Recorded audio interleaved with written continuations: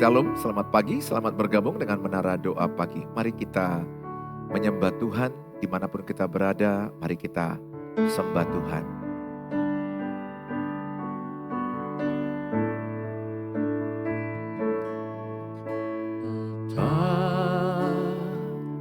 Besar sungguh kasih setiamu, nyata sungguh perlindunganmu, tak satu kuasa mampu pisahkan aku dari kasih-Mu. Bapa, ajarku selalu hormati-Mu, ajarku turut perintah-Mu, berikan ku hati untuk menyembah-Mu dan bersyukur setiap waktu, seperti Bapa sayang anaknya, demikianlah Engkau mengasihiku. Kau jadikan biji matamu, Kau berikan semua yang ada padamu, seperti Bapa sayang anaknya, demikianlah Kau menuntun langkahku.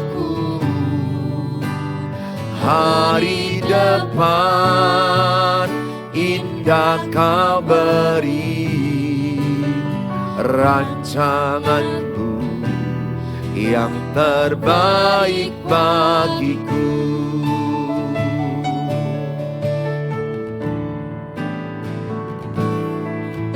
Bapa, besar sungguh kasih setiamu, nyata sungguh perlindunganmu, tak satu kuasa mampu pisahkan aku dari kasih-Mu. Bapa, ajarku selalu hormati-Mu,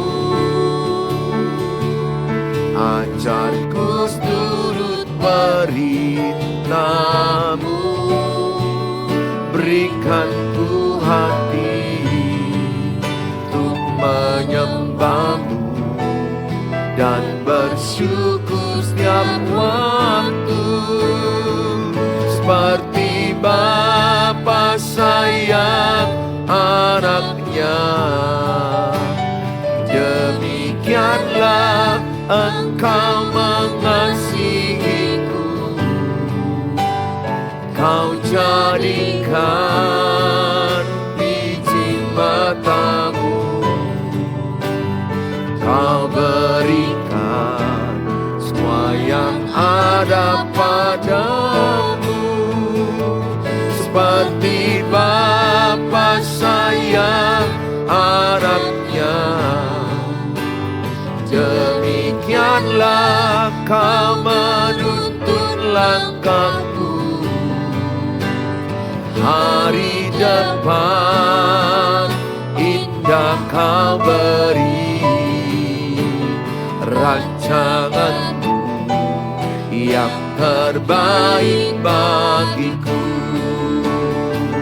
seperti Bapa sayang anaknya, demikianlah Engkau mengasihiku. Kau jadikan biji matamu, Kau berikan ada padamu, seperti Bapa sayang anaknya, demikianlah kau menuntut langkahku.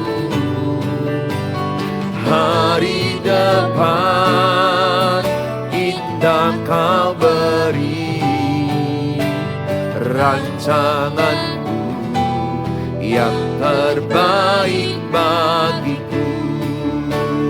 Hari depan indah kau beri, rancanganmu yang terbaik bagiku.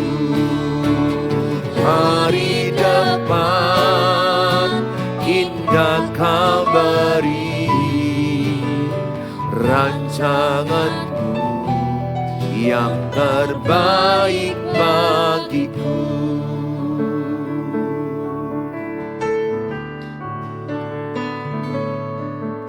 Satu hal yang ku rindukan ya Tuhan, selalu berada di dekatmu, dengan segenap hati, dengan segenap jiwa, ku menanti di hadiratmu. Satu hal yang ku rindukan ya Tuhan, selalu berada di dekatmu, dengan segenap hati, dengan segenap jiwa, ku menanti di hadiratmu.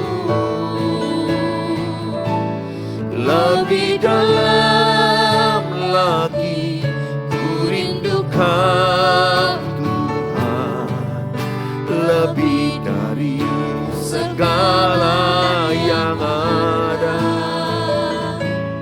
Lebih dalam lagi ku cinta Kau Yesus, ku mengasihimu.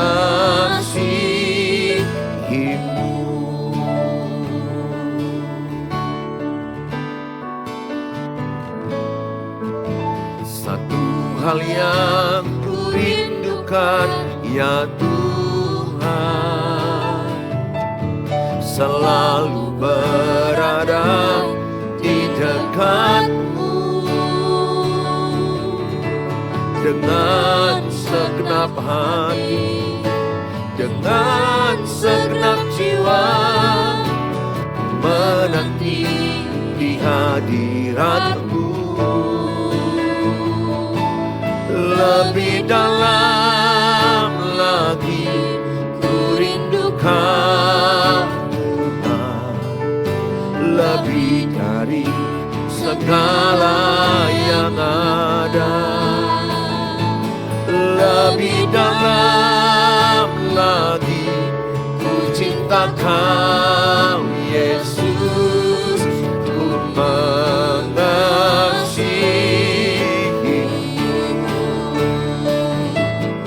Lebih dalam lagi ku rindukan Yesus, lebih dari segala yang ada. Lebih dalam lagi ku cinta Kau Yesus, ku mengasihimu,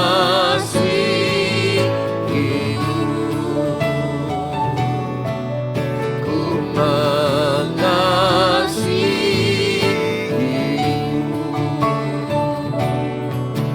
ku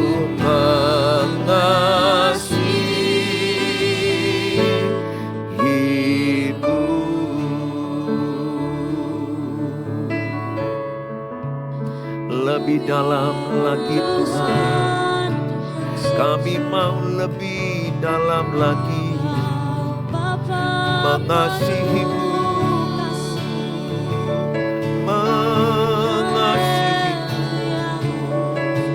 lebih dalam lagi, lebih sungguh-sungguh Tuhan mengasihimu, melayanimu.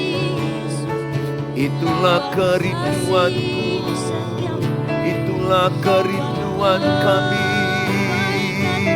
mengasihimu, melayanimu. Lebih dalam lagi, lebih dalam, lebih dalam. Kami mau melayanimu, kami mau melayanimu Tuhan. Kami mau melayanimu lebih dalam, lebih dalam, lebih mengasihimu. Kami mau lebih dalam lagi, lebih sungguh-sungguh lagi. Kami mau lebih dalam lagi Tuhan. Terima kasih, terima kasih Yesus. Kami bersyukur, kami bersyukur, kami bersyukur, kami bersyukur. Lebih dalam lagi kami mau menyembahmu Tuhan. Lebih sungguh-sungguh lagi mengasihimu, lebih dalam lagi. Jadilah kehendakmu, jadilah rencanamu, jadilah rancanganmu dalam hidup kami Tuhan. Jadilah rencanamu, jadilah rencanamu. Terpujilah namamu, segala pujian, segala hormat. Haleluya. Terima kasih Yesus.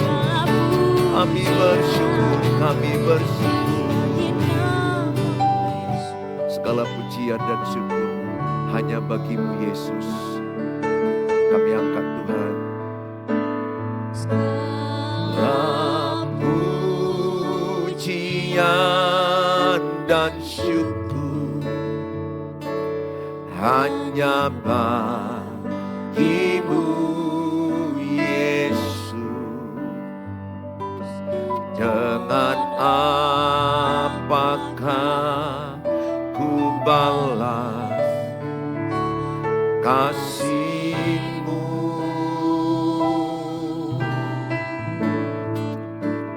Segala hormat kemuliaan hanya layak bagimu. Ku sembah Yesus seumur hidupku. Segala pujian dan syukur, segala pujian dan syukur hanya bagimu Yesus. Dengan apakah ku balas kasih-Mu?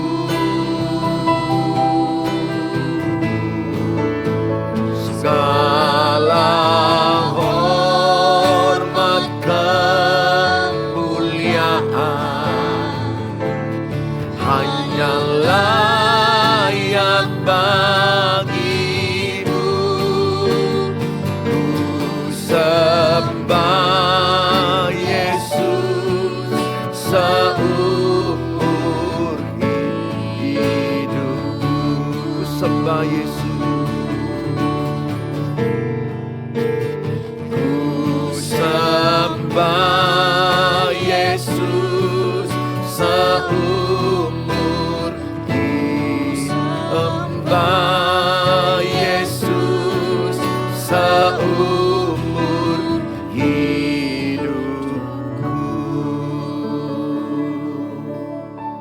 Terima kasih Bapa, kami bersyukur atas kasih karunia-Mu Tuhan. Terima kasih, berkati kami semua dengan firman Tuhan. Berkati semua anak-anak-Mu. Dalam Tuhan Yesus kami berdoa. Amin. Shalom, selamat pagi, selamat bergabung dengan Menara Doa Pagi. Saudara, hari ini saya membawa firman Tuhan, mendampingi pasangan yang sulit. Saya pikir banyak mengalami ini ya, mendampingi pasangan yang sulit. Sangat penting kita bagaimana belajar untuk mendampingi pasangan yang sulit. Ada suami yang sulit, ada istri yang sulit. Ya, lebih susah lagi kalau dua-duanya pribadi yang sulit. Bagaimana mereka akan bersama. Kita belajar bagaimana mendampingi pasangan sulit. Dalam 1 Petrus 3 ayat 7 dikatakan, hai suami, hiduplah bijaksana kepada istrimu. Di situ kita disuruh menjadi orang yang bijaksana dalam mendampingi istri. Dalam kitab Amsal dikatakan bahwa untuk membangun rumah tangga itu butuh hikmat, butuh pengetahuan, butuh pengertian.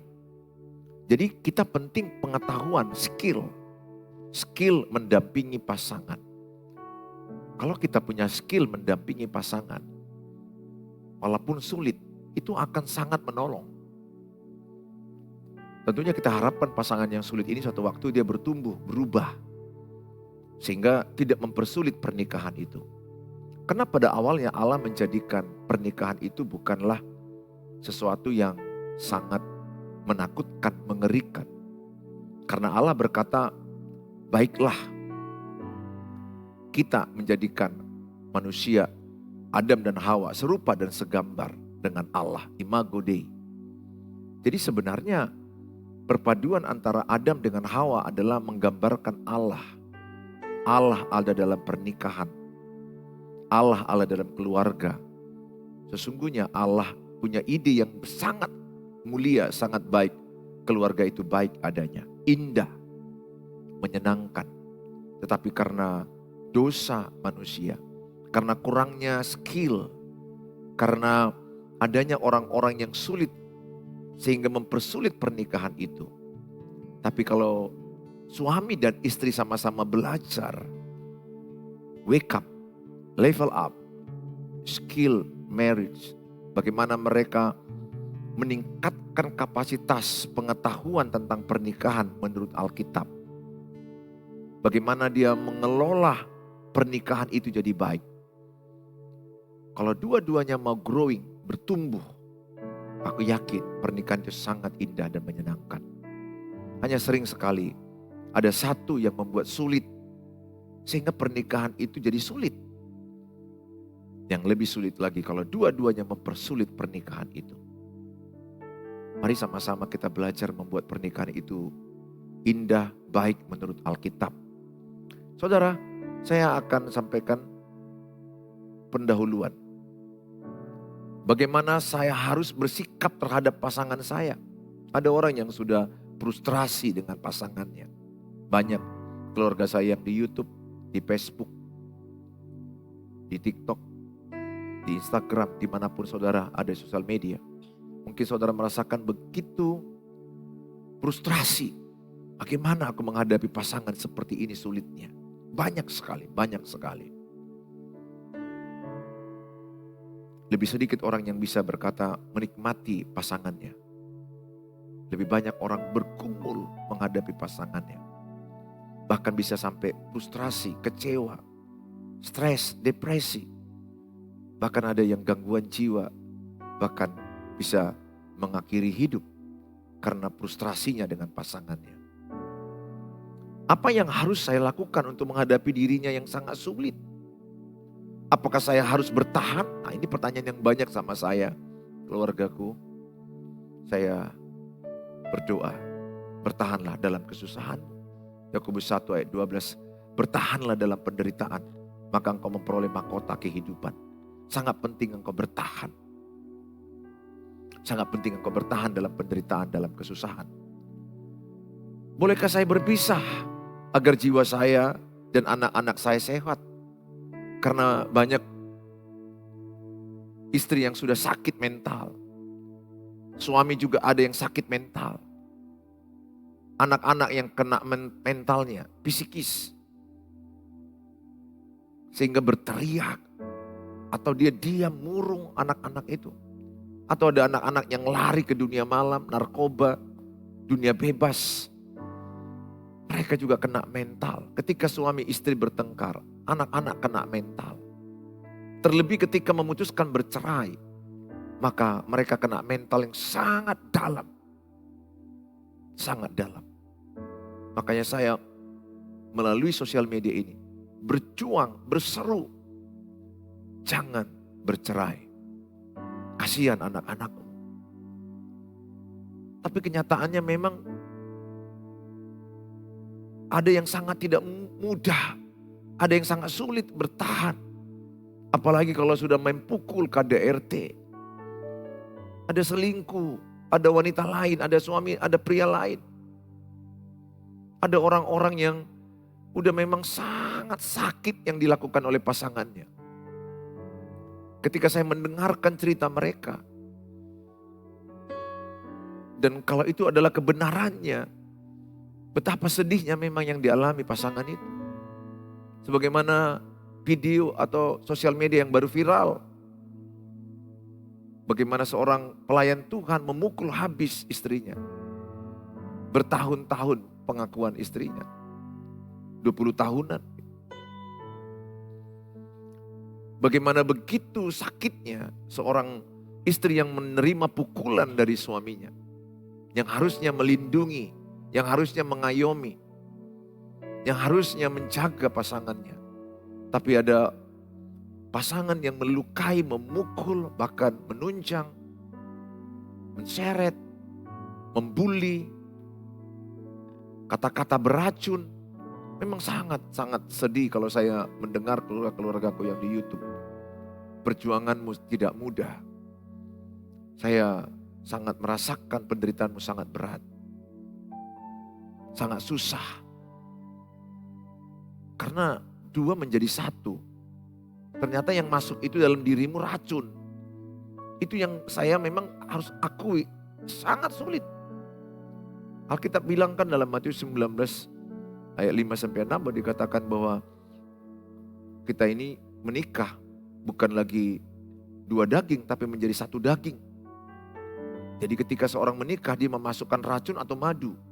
Bayangkan kalau itu madu berarti manis terus hidupnya akan indah, akan menyenangkan. Ini analogi aja. Kalau yang dimasukkannya itu racun dalam tubuhnya.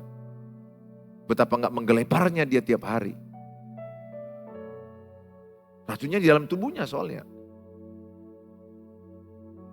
Itu tidak mudah. Perjuangan yang sangat sulit ketika memilih pasangan yang salah.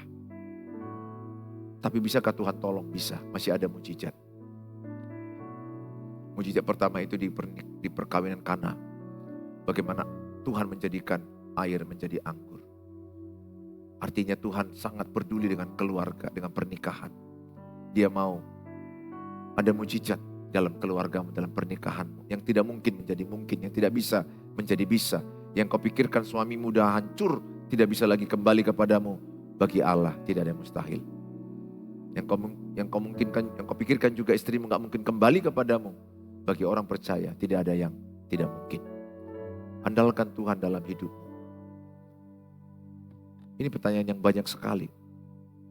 Bolehkah saya berpisah agar jiwa saya dan anak-anak saya sehat? Saya sebagai hamba Tuhan tetap mengatakan firman Allah. Perceraian hanya oleh kematian. Tetapi kalau sudah sampai KDRT, andai itu adalah putri saya, kalau itu adalah boru saya,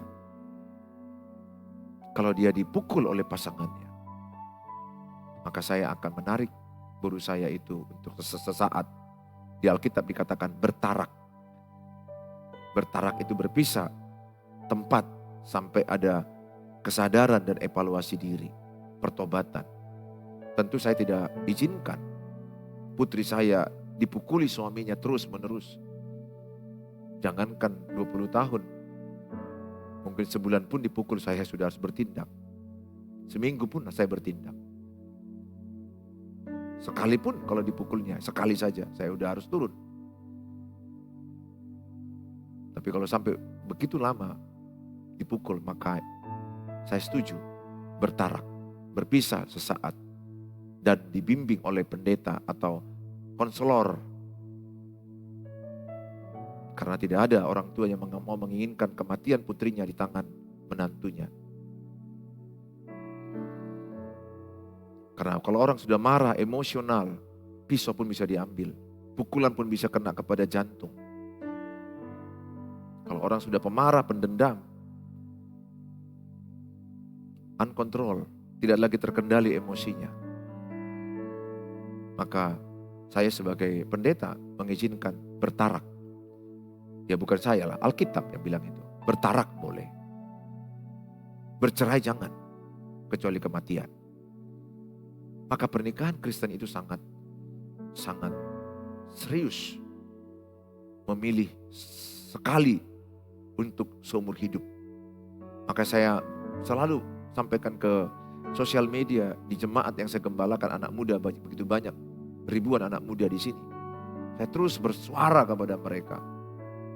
Jangan salah memilih, jangan salah memilih. Pilih yang takut akan Tuhan.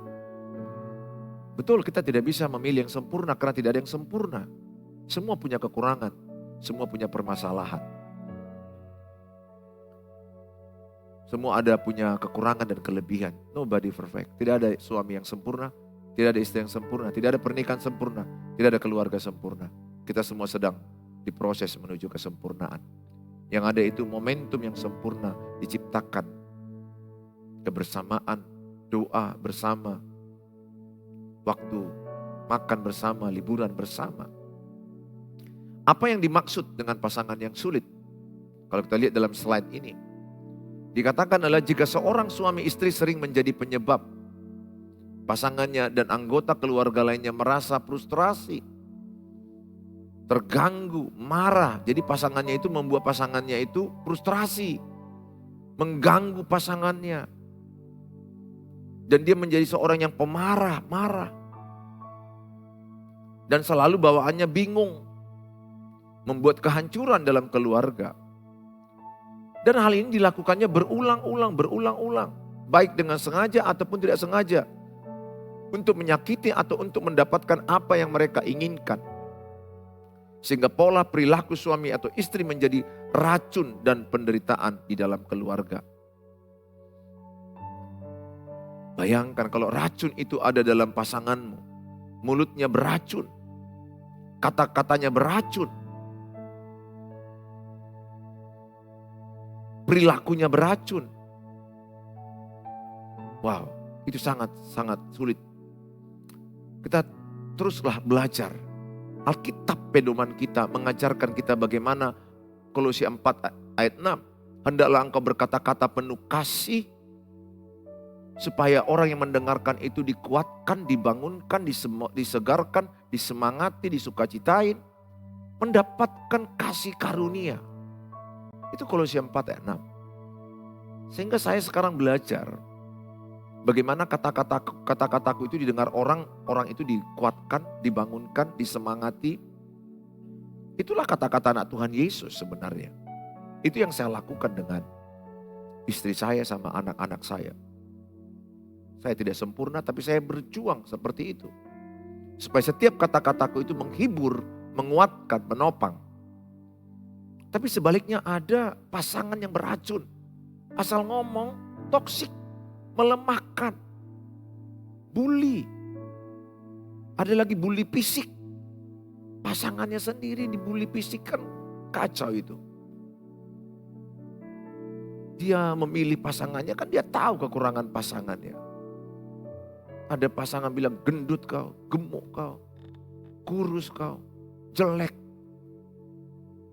Mungkin istrinya bilang sama suaminya botak kau. Itu bully yang sangat tidak baik, pendek. Kata-kata bully fisik itu sangat racun. Apalagi ada kalimat memang sekeluarga kalian begitu. Wah, pasangan bilang keluarga mertuanya loh. Sekeluarga kalian itu memang bodoh. Sekeluarga memang kalian itu gila.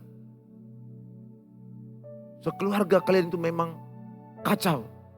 Itu kan ngeri ya. Toksik. Dan itu ternyata ada.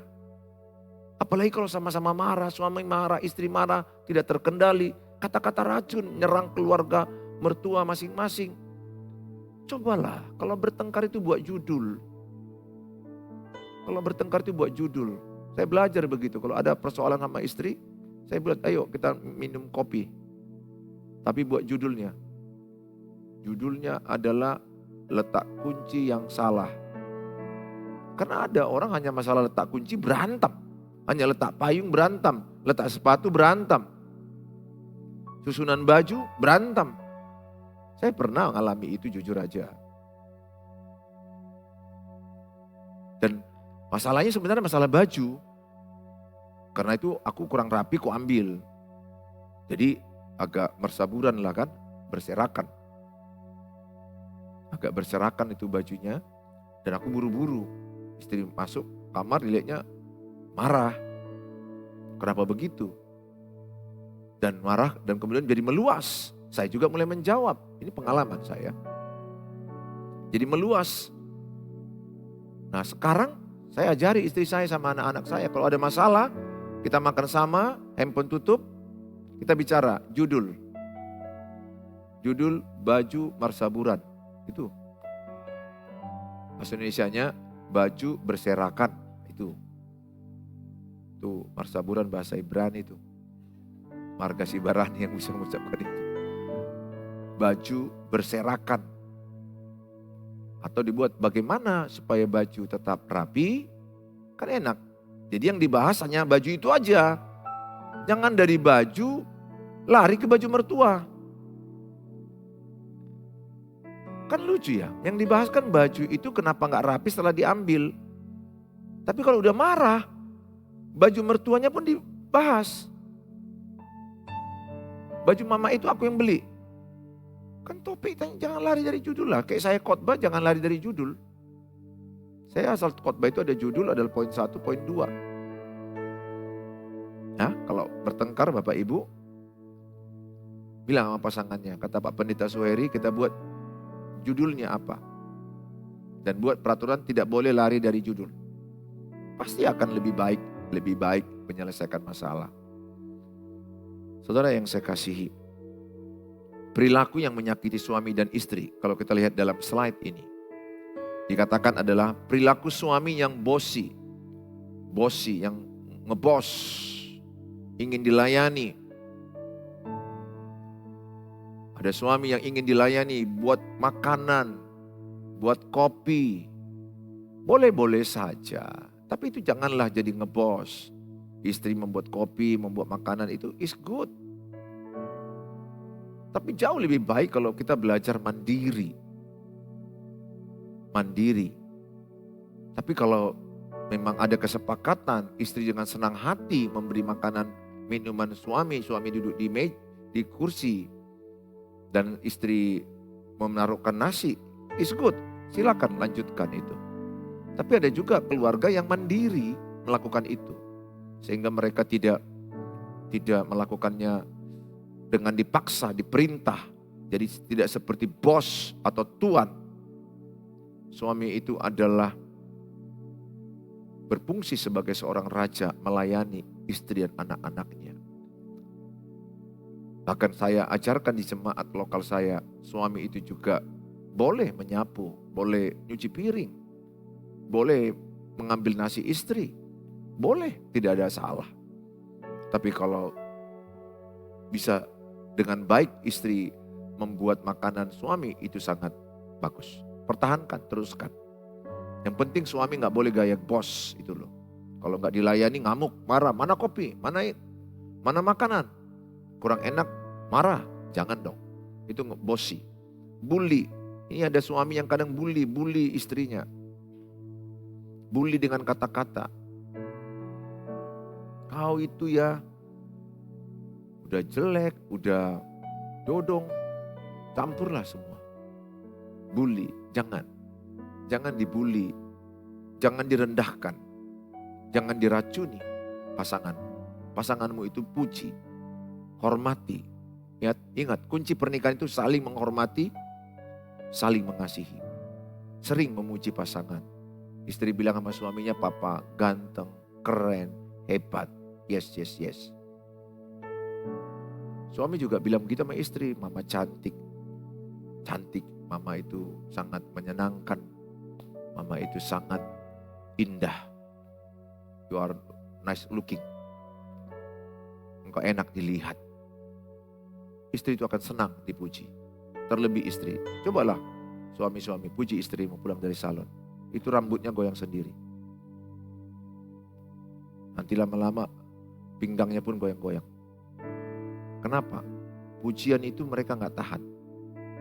Semua wanita itu yang paling nomor satu, mereka ingin dipuji. Makanya kenapa ada perselingkuhan? Ada laki-laki lain memuji dia. Dan dia jatuh kepada laki-laki lain. Suami kurang memuji, ya. Suami perlu memuji istri. Istri hormati suami, hormatilah suami. Hargai dia sebagai pemimpin, kepala rumah tangga. Ada suami yang superior, merasa lebih di atas. Ingat ya, di Alkitab gak begitu. Istri bukan inferior. Sama, mereka itu mitra. Mereka sejajar, tapi dalam fungsi dia memimpin. Suami memimpin. Dan suami kepalanya adalah Kristus. Kepala istri adalah suami. Di dalam fungsi mereka berbeda. Di dalam posisi mereka setara, sejalan, sama. Fungsinya yang berbeda. Jadi gak boleh suami merasa aku yang superior. Istri inferior.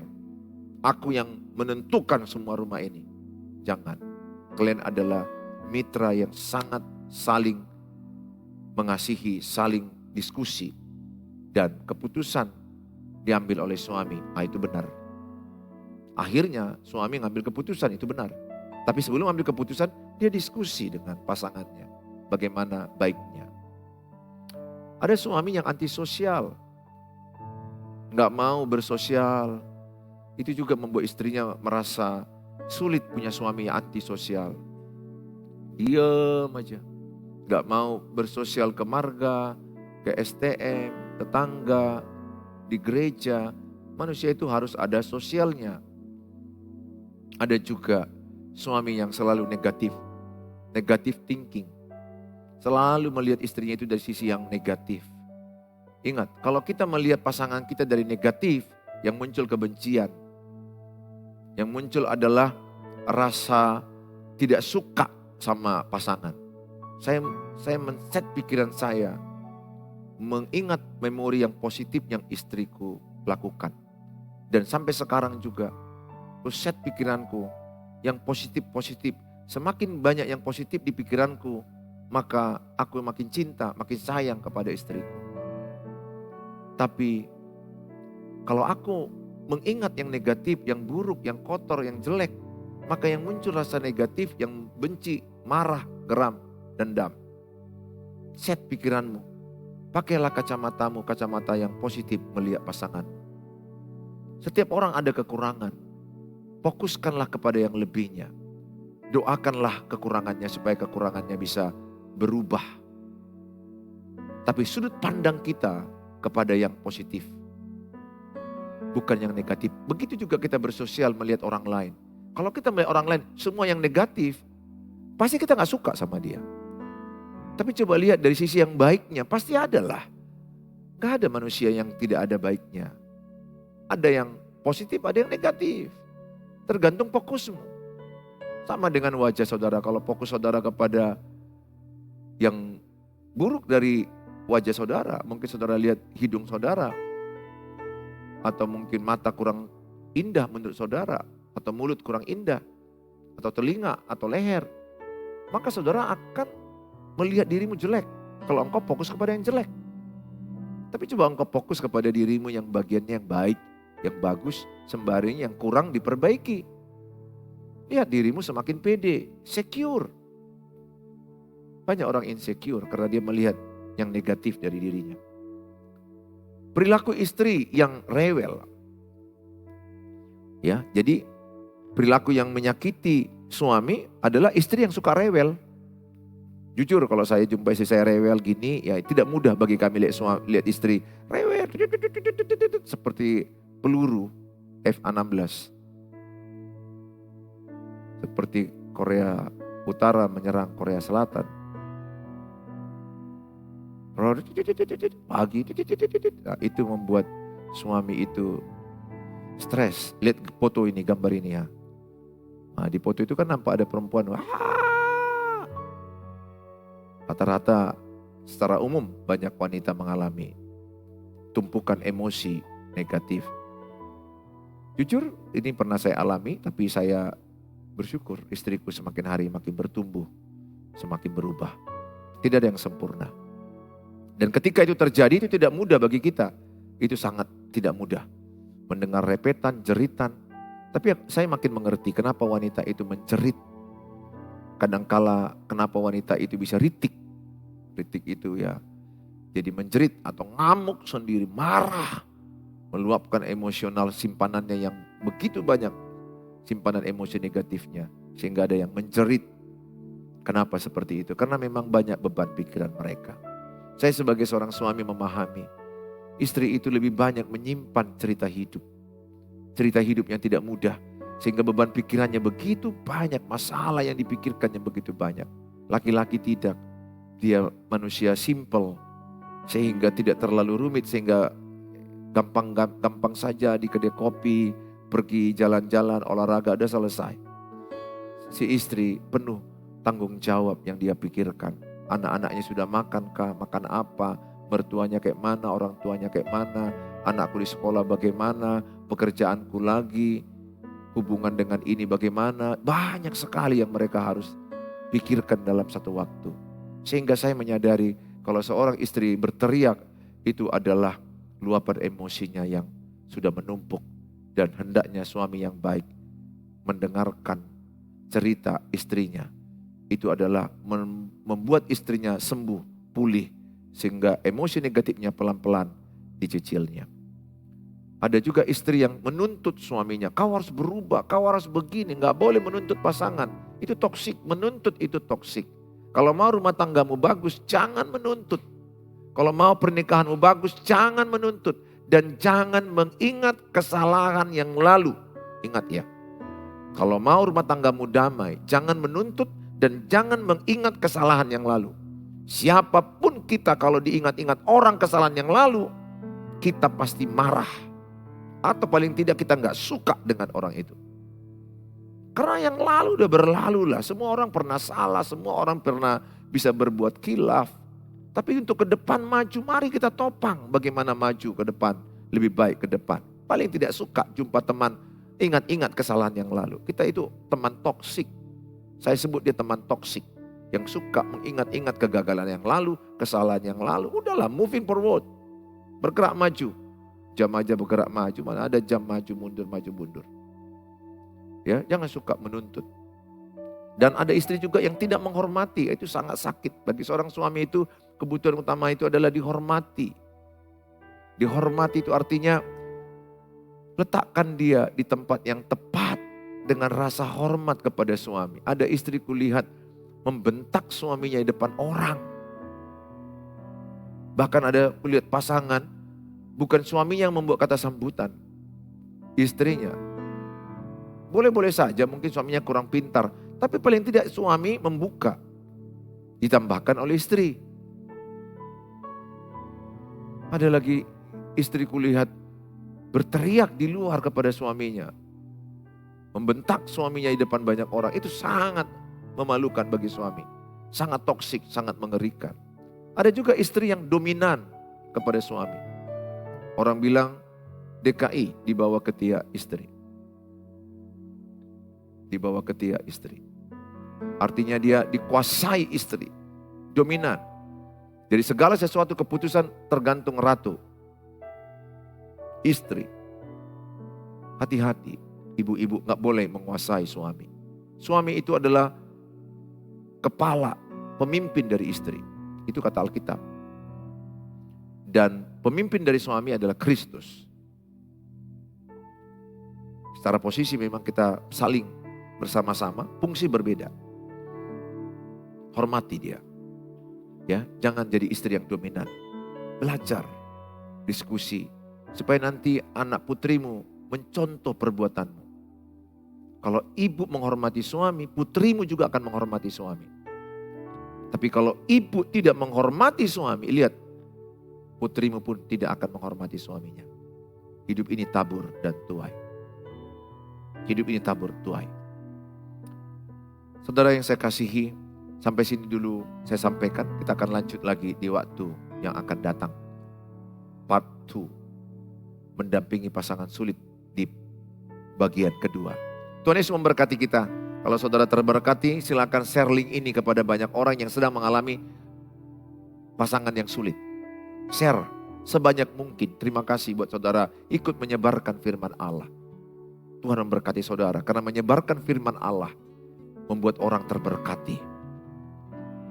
Kalau ada yang mau hubungi saya di 0811 63 7347, silakan dicat dulu. Dicat saja dulu karena saya sudah semakin banyak jadwal kegiatan. Tapi saya akan balas dengan chat. Tuhan Yesus memberkati kita. Mari kita berdoa. Bapa di sorga, dalam nama Tuhan Yesus, kami berdoa kepada semua keluarga-keluarga yang mengalami pernikahan yang sulit. Atau mungkin mereka mengalami pasangan mereka yang sulit. Ada suami yang sulit, ada istri yang sulit. Sehingga mereka mengalami kesulitan, kerumitan dalam pernikahan, dalam berkeluarga. Sehingga mereka sering mengalami frustrasi, terganggu, marah. Emosi mereka negatif. Sehingga mengkorbankan anak-anak. Dan anak-anak juga banyak kena mental. Istri juga banyak kena mental. Suami juga mengalami mental yang down. Hamba-Mu berdoa dalam nama Tuhan Yesus. Biarlah mereka memahami firman yang baru disampaikan ini. Supaya mereka mengupgrade diri. Untuk mereka punya kemampuan, punya keahlian untuk mengatasi konflik dalam rumah tangga mereka. Ajari kami semua Tuhan. Kami banyak kekurangan, banyak kesalahan. Tapi kasih karunia-Mu cukup bagi kami. Untuk kami bertobat, kami bangkit, kami menjadi berkat bagi banyak orang. Hamba-Mu berdoa dalam nama Tuhan Yesus. Biarlah firman ini mengubahkan banyak pernikahan-pernikahan. Suami-suami yang jauh menjadi dekat dengan istri dan anak-anaknya. Istri yang jauh dari suaminya kembali kepada suami dan anak-anaknya. Kami berdoa dalam nama Yesus. Terjadi pemulihan rumah tangga, keluarga-keluarga. Demikian juga anak-anak muda, anak-anak gadis, supaya mereka bijaksana memilih pasangan sekali seumur hidup.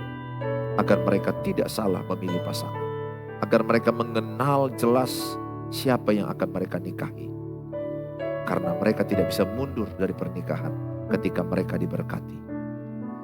Ajari mereka Tuhan. Ada banyak anak muda yang tertipu melihat kecantikan wanita. Ada banyak juga anak gadis tertipu melihat ketampanan, kekayaan. Sehingga mereka terjebak dalam pernikahan yang sulit. Hamba-Mu berdoa. Kasih karunia-Mu memulihkan setiap keluarga, memulihkan setiap pernikahan. Dan anak-anak muda dicelikan mata mereka. Pikiran mereka, hati mereka. Sehingga mereka lebih pertimbangan matang. Dengan penuh kehati-hatian. Dan pertolongan Tuhan menyertai mereka. Terima kasih Bapak, kami bersyukur buat hari ini, pagi ini. Kalau ada yang sakit, ada yang lemah fisiknya, dalam nama Tuhan Yesus, Engkau dipulihkan Tuhan. Tuhan memberkati Engkau, Tuhan memberkati mengurapi obat-obat yang Kau makan, rumah sakit yang Kau kunjungi. Dalam nama Tuhan Yesus, Bapak Ibu dipulihkan Tuhan. Kami berdoa juga bagi mereka yang mengalami masalah keuangan, masalah pekerjaan. Tuhan tolong mereka. Masalah jual rumah, Tuhan tolong mereka. Mereka yang mencari pekerjaan, mereka yang mencari pasangan hidup juga Tuhan tolong. Dan mereka yang sedang mengharapkan keturunan, Tuhan tolong mereka. Bagi Allah tidak ada yang mustahil. Bagi orang percaya tidak ada yang tidak mungkin. Dalam Tuhan Yesus kami berdoa. Yang percaya sama-sama katakan amin. Shalom, sampai ketemu di waktu yang akan datang. Tuhan Yesus memberkati.